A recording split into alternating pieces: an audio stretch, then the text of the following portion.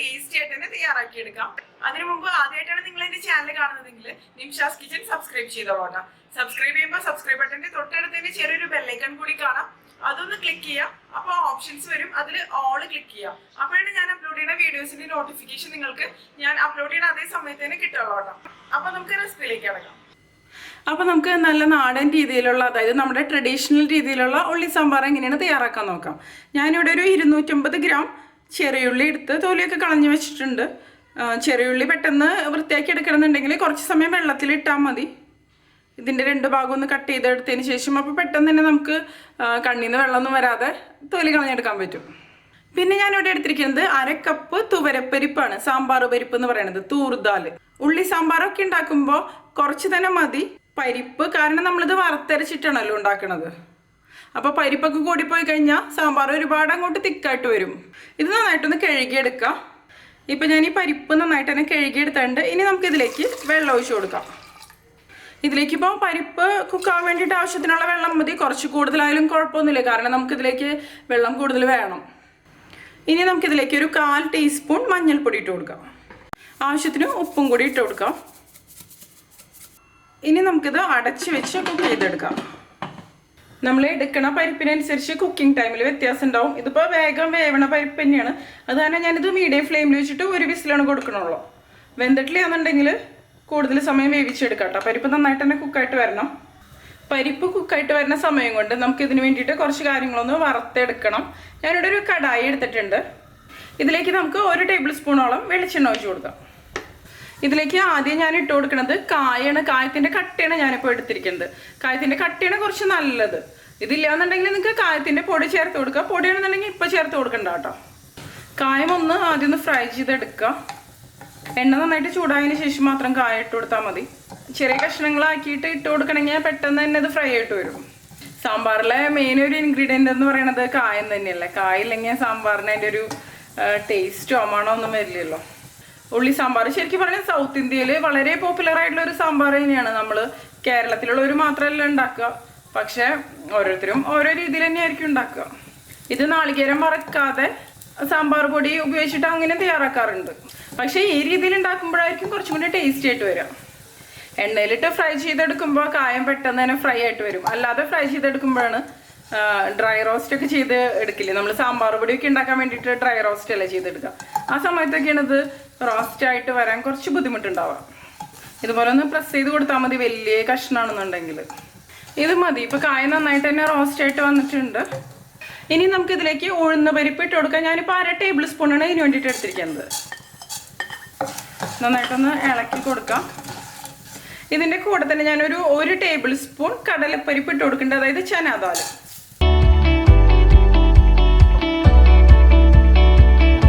ഇനി ഞാൻ ഇതിലേക്ക് ഇടണത് ഒരു 1.5 ടേബിൾ സ്പൂൺ മുഴുവനോട് കൂടിയ മല്ലിയാണ്. പെട്ടെന്ന് ഇട്ട് കൊടുക്കാം കേട്ടോ, അല്ലാന്നുണ്ടെങ്കിൽ ആദ്യം ഇട്ടതൊക്കെ കരിഞ്ഞു പോകാൻ സാധ്യതയുണ്ട്. നന്നായിട്ടൊന്ന് ഇളക്കി കൊടുക്കാം. ഇതിപ്പോൾ നമ്മൾ ഓയിലിലേക്ക് ഇടുന്ന കാരണം ഇതിൻ്റെ പച്ചമുളകൊക്കെ പെട്ടെന്ന് തന്നെ മാറി വരും. ഇനി ഞാൻ ഇതിലേക്ക് ഇട്ട് കൊടുക്കുന്നത് വറ്റൽമുളകാണ്. 9 എണ്ണമാണ് ഞാൻ എടുത്തിരിക്കുന്നത്. അത് നമ്മുടെ എരിവിനനുസരിച്ച് കേട്ടോ.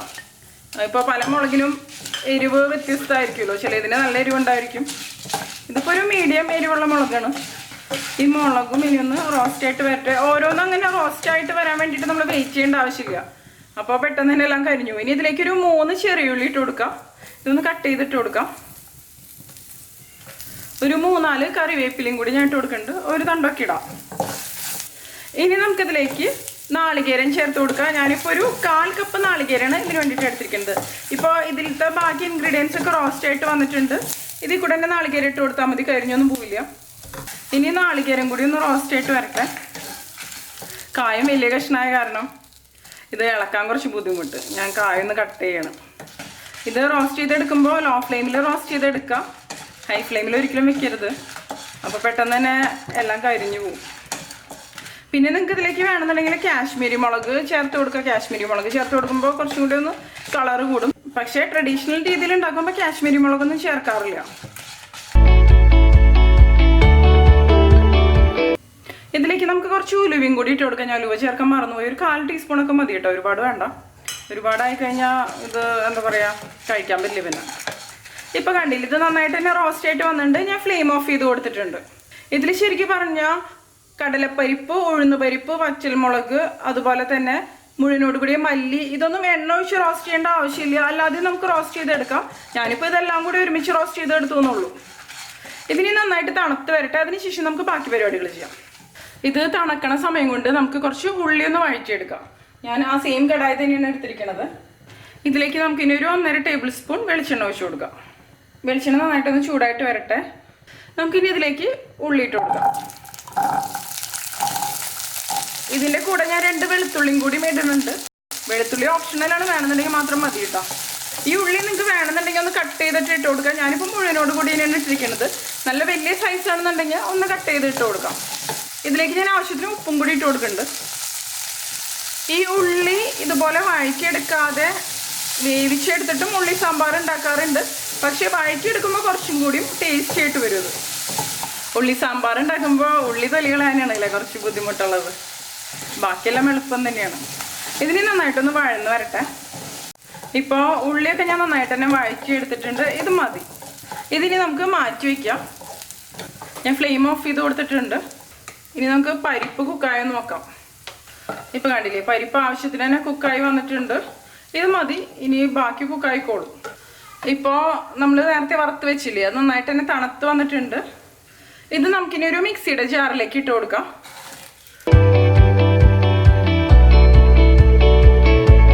ഇതിലേക്ക് നമുക്കിനി കുറച്ച് വെള്ളം ഒഴിച്ച് നല്ല പേസ്റ്റ് പോലെ അരച്ചെടുക്കാം. ഞാൻ അരച്ചെടുത്ത് കൊണ്ടുവരത്. ഇതിപ്പോൾ ഞാൻ നന്നായിട്ട് തന്നെ അരച്ചെടുത്തിട്ടുണ്ട്. കണ്ടില്ലേ, നന്നായിട്ട് തന്നെ അരഞ്ഞ് വരണം കേട്ടോ. നന്നായിട്ട് അരഞ്ഞില്ല എന്നുണ്ടെങ്കിൽ മല്ലിയൊന്നും കറക്റ്റായിട്ട് അരയില്ല. അപ്പോൾ സാമ്പാർ കഴിക്കാൻ തന്നെ അത്രയ്ക്കൊരു ടേസ്റ്റ് ഉണ്ടാവില്ല. ഇനി ഞാൻ ഇതിന് വേണ്ടിയിട്ട് എടുത്തിരിക്കുന്നത് ഒരു ചെറിയ നാരങ്ങയുടെ വലിപ്പത്തിലുള്ള പുളിയാണ്. ഇത് നമുക്കൊന്ന് സോക്ക് ചെയ്തെടുക്കുക. അതിനുശേഷം ഇത് പിഴിഞ്ഞിട്ട് ഇതിൻ്റെ വെള്ളം ഇതിലേക്ക് ഒഴിച്ചു കൊടുക്കണം. കുറച്ച് ചൂടുവെള്ളം ഒഴിച്ചു കഴിഞ്ഞിട്ടുണ്ടെങ്കിൽ പെട്ടെന്ന് തന്നെ സോക്കായിട്ട് വരും. അല്ലാന്നുണ്ടെങ്കിൽ കുറച്ച് സമയം സോക്ക് ചെയ്തെടുക്കണമെന്ന് മാത്രം. കുറച്ച് ഹാർഡായിട്ടുള്ള പുളിയൊക്കെ ആണെന്നുണ്ടെങ്കിൽ സോക്കായിട്ട് വരാൻ ബുദ്ധിമുട്ടായിരിക്കും. ഞാൻ ഫ്ലെയിം ഓൺ ചെയ്ത് കൊടുത്തിട്ടുണ്ട്. നമുക്കിനി ഇതിലേക്ക് പുളി പിഴിഞ്ഞത് ഒഴിച്ചു കൊടുക്കാം. പുളിക്കനുസരിച്ച് ആദ്യം ഒരുപാട് ഒഴിച്ചു കൊടുക്കണ്ട കേട്ടോ. സാമ്പാറിൽ പുളി കൂടി പോയാലും അത്രയ്ക്കൊരു ടേസ്റ്റ് ഒന്നും ഉണ്ടാവില്ല. പിന്നെ ഇത് നന്നായിട്ടൊന്ന് മിക്സ് ചെയ്ത് കൊടുക്കാം. ഇത് നന്നായിട്ടൊന്ന് തിളച്ച് വരട്ടെ. ഞാനിതിലേക്ക് ഒരു പച്ചമുളക് ഇട്ട് കൊടുക്കുന്നുണ്ട്. പച്ചമുളക് നമ്മുടെ എരിവിനനുസരിച്ച് കേട്ടോ. ഇപ്പം ഇത് നന്നായിട്ട് തന്നെ തിളച്ച് വന്നിട്ടുണ്ട്. ഞാൻ ഈ ഉള്ളി വഴറ്റി വെച്ചില്ലേ, അതിലേക്ക് ഈ പരിപ്പും പുളിവെള്ളവും കൂടി ഒഴിച്ചു കൊടുക്കണം. കാരണം കടായിലാവുമ്പോൾ നന്നായിട്ട് കാണാൻ പറ്റും. കുക്കറിലാവുമ്പോൾ അത്രയ്ക്ക് അങ്ങോട്ട് കാണില്ല എന്നെനിക്ക് തോന്നുന്നു. ഇതാവുമ്പോൾ കുറച്ച് വൈഡായിട്ടുള്ള പാത്രമല്ലേ. ഇതൊന്നും കൂടി നന്നായിട്ടൊന്ന് തിളച്ച് വരട്ടെ. ഇതിപ്പോൾ തിളച്ച് വന്ന് തുടങ്ങിയിട്ട് നമുക്കിനി ഇതിലേക്ക് നമ്മൾ അരച്ച് വെച്ചില്ലേ, അത് ഒഴിച്ചു കൊടുക്കാം. ഇതിൽ കുറച്ച് വെള്ളം കൂടി ഒഴിച്ചിട്ട് ഒഴിച്ചു കൊടുക്കുക. കാരണം ഇത് നല്ല തിക്കായിട്ട് തന്നെയാണ് ഇരിക്കുന്നത്. ബാക്കിയും കൂടി ഞാൻ ഒഴിച്ചു കൊടുക്കണം. ഇത് ഇപ്പോഴും നല്ല തിക്കായിട്ട് തന്നെയാണ് ഇരിക്കുന്നത്. കുറച്ചും കൂടി വെള്ളം ഒഴിച്ചു കൊടുക്കാം നമുക്ക്. ഇതിലേക്ക് ഇനി നമുക്ക് ആവശ്യത്തിന് ഉപ്പിട്ട് കൊടുക്കാം. എന്നിട്ടൊന്ന് മിക്സ് ചെയ്ത് കൊടുക്കാം.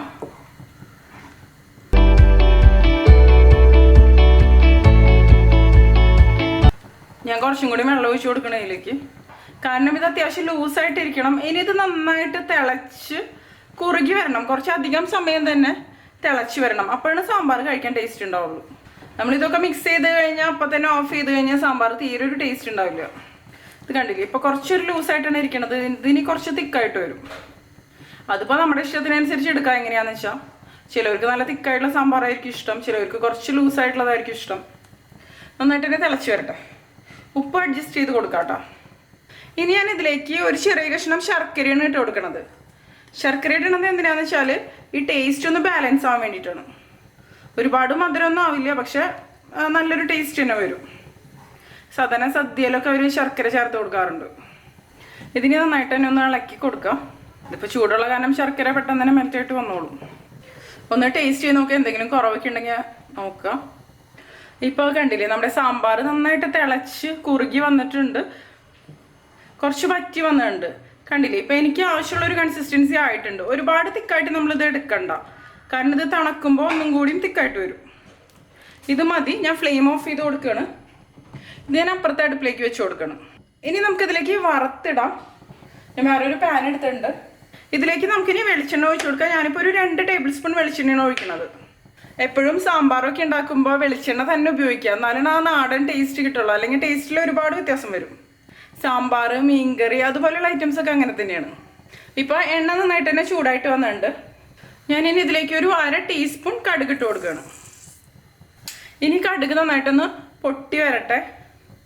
ഈ സാമ്പാർ നമ്മൾ ടേസ്റ്റ് ചെയ്ത് നോക്കുക. അതിലെന്തെങ്കിലും കുറവുണ്ടെന്നുണ്ടെങ്കിൽ നമുക്ക് ഇതിൽ അഡ്ജസ്റ്റ് ചെയ്യാം. ഇപ്പോൾ കായത്തിൻ്റെ ടേസ്റ്റൊക്കെ കുറവാണെന്നുണ്ടെങ്കിൽ ഇതിൽ കായത്തിൻ്റെ കുറച്ച് പൊടി ചേർത്ത് കൊടുത്താൽ മതി. എനിക്കിപ്പോൾ കായത്തിൻ്റെ ടേസ്റ്റൊക്കെ പെർഫെക്റ്റ് തന്നെയായിട്ടാണ് തോന്നണത്. കായത്തിലേക്ക് ചേർത്ത് കൊടുക്കേണ്ട ആവശ്യമില്ല. അതുപോലെ തന്നെ ഉലുവയുടെ ടേസ്റ്റും തോന്നുന്നുണ്ട് ആവശ്യത്തിന്. ഞാനൊരു 3-4 ഉലുവയാണ് ഇതിലേക്ക് ചേർത്ത് കൊടുക്കുന്നത്. ഉലുവയുടെ ടേസ്റ്റ് കുറവാണെന്നുണ്ടെങ്കിൽ ഒരു 1/4 ടീസ്പൂണൊക്കെ ചേർത്ത് കൊടുക്കാം. പിന്നെ ഉലുവ ഒന്നും ഒരിക്കലും കൂടുതൽ ചേർത്ത് കൊടുക്കരുത് കേട്ടോ. നമ്മൾ പിന്നെ ഇതിലേക്ക് സാമ്പാർ പൊടിയൊന്നും ചേർത്ത് കൊടുക്കണില്ല. അല്ലാതെ തന്നെ നല്ല ടേസ്റ്റി ആയിട്ടുള്ള സാമ്പാർ തന്നെയാണ്. ഇപ്പോൾ കടുകൊക്കെ പൊട്ടി വന്നിട്ടുണ്ട്. നമുക്കിതിന് ഇതിലേക്ക് ഒരു 3 വറ്റൽമുളക് ഇട്ട് കൊടുക്കാം. ഇനി ഇതിലേക്ക് കുറച്ച് കറിവേപ്പിലയും കൂടി ഇട്ട് കൊടുക്കാം. ഓരോന്ന് 2 തണ്ട്. ഇത് മതി. കണ്ടില്ലേ, എല്ലാം നന്നായിട്ട് തന്നെ റോസ്റ്റ് ആയിട്ട് വന്നിട്ടുണ്ട്. ഇനി ഇത് നമുക്ക് ഈ സാമ്പാറിലേക്ക് ഒഴിച്ചു കൊടുക്കാം. ഇനി നമുക്കിത് നന്നായിട്ടൊന്ന് മിക്സ് ചെയ്ത് കൊടുക്കാം. ഇതിനൊരു 10 മിനിറ്റ് അടച്ചു വെച്ചതിന് ശേഷം നമുക്കിത് ഉപയോഗിക്കാം. സാമ്പാറൊക്കെ പിന്നെ കുറച്ച് സമയം ഇരിക്കുമ്പോൾ തന്നെയാണ് ടേസ്റ്റ് ഉണ്ടാവുക. അപ്പോൾ ഉണ്ടാക്കി വെച്ചതിന് ശേഷം കുറച്ച് സമയം കഴിഞ്ഞിട്ട് ഉപയോഗിക്കുമ്പോൾ ഒന്നും കൂടി നന്നായിട്ട് വരും. കണ്ടില്ലേ ഇതിൻ്റെ ഒരു കൺസിസ്റ്റൻസി? ഞാൻ അത്യാവശ്യം തിക്കായിട്ട് തന്നെയാണ് എടുത്തിരിക്കുന്നത്. അപ്പോൾ നമ്മുടെ വറുത്തരച്ച ഉള്ളി സാമ്പാർ, അതായത് തനി നാടൻ രീതിയിലുള്ള ഉള്ളി സാമ്പാർ റെഡി ആയിട്ടുണ്ട്. ഇത് ചോറിൻ്റെ കൂടെ അതുപോലെ തന്നെ ഇഡ്ഡലിയുടെ കൂടെ ദോശയുടെ കൂടെയൊക്കെ നല്ല കോമ്പിനേഷനാണ്.